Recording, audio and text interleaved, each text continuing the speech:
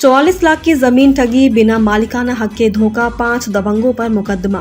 पीड़ितों को जान से मारने की धमकी, बिना मालिकाना हक के जमीन बेचकर 44 लाख की ठगी। पीड़िता कमला देवी को मुकदमा दर्ज होते ही जान से मारने की धमकी। दबंगों ने असैनी मोड़ ऑफिस बंद कर रातों रात फरार। 5 ठगों पर केस, मुकेश, रमेश, राहुल, विजय सहित अन्य। असैनी निवासी महिला को दिखाया झूठा सपना, खेत के नाम पर फरेब। तहसील में बकायदा बेनामा दाखिल खारिज तक का खेल खेला गया। दस्तावेज असली दिखे मगर जमीन निकली किसी और की। राजस्व परिषद में पहले से चल रहा था मुकदमा, सब जानते थे, फिर भी बेशर्मी से किया सौदा, ठगे 44 लाख रुपए। जब महिला से पैसे मांगे तो मिली जान से मारने की धमकी। एसपी अर्पित विजय वर्गीय के हस्तक्षेप पर दर्ज हुआ केस। आरोपियों ने ऑफिस पर ताला लगाकर फरारी काट ली। पुलिस की निगरानी के बावजूद अभी भी बेखौफ घूम रहे ठग। फर्जीवाड़े के इस गिरोह का नेटवर्क देवा रोड से गणेशपुर तक फैला। पीड़िता ने कहा कि जब भी जान को खतरा है पुलिस दे सुरक्षा। सवाल, मुकदमा दर्ज होने के बाद भी क्यों नहीं हुई गिरफ्तारी? क्या वाकई पुलिस के शिकंजे से बाहर है ये दबंग ठग, या फिर बाराबंकी में ठगों का हौसला कानून से भी बड़ा है?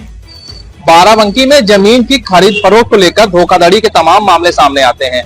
ऐसे में एक मामला बाराबंकी नगर कोतवाली का सामने आया है, जहां एक असैनी मोड़ पे प्रॉपर्टी डीलिंग का ऑफिस था, जहां एक हमारे साथ जो मौजूद हैं ये धोखाधड़ी का शिकार होते हैं और इनके साथ 44 लाख रुपए की ठगी हो जाती है। जानेंगे कि इनका क्या कुछ पूरा मामला है। क्या नाम है आपका? हरिकरण। क्या कुछ आपके साथ हुआ? धोखाधड़ी भाई किन लोगों ने की है? राहुल, मुकेश, विजय कुमारी। किस तरह से ये धोखाधड़ी हुई? हम इनसे पूछें कि हमको कौन जमीन भैया चाहिए, तो कहीं चलो हमारे सामने की जमीन है, ले लियो फिरोजपुर में। तो जब देखा गया दिखा दिन, उनका वो मुकदमा चल रहा है, ये मुकदमा हार चुके रहे, हमका बैनामा कर दें, हमसे 44 लाख रुपया ले लें। ये जमीन कहाँ पे थी? ये मदनापुर गांव में। अच्छा, ये लोग कहाँ बैठते हैं? किस तरीके से इनकी मुलाकात हुई? ये ला कॉलेज के पास असैनी मोड़ ला कॉलेज है, वही प्रॉपर्टी डीलर का काम करते हैं, वही ऑफिस बना रखा है। तो ये लोग आप क्या कह रहे हैं? हम पैसा के लिए हम जब कहें कि भैया न जमीन मिली न पैसा, तो कहीं पैसा वैसा कुछ न दिया। आपने कब खरीदी थी? 20 जुलाई 24 का। इसकी शिकायत आपने कहीं की थी? हाँ, कहाँ की? एसपी साहब के हैरान। कब की थी?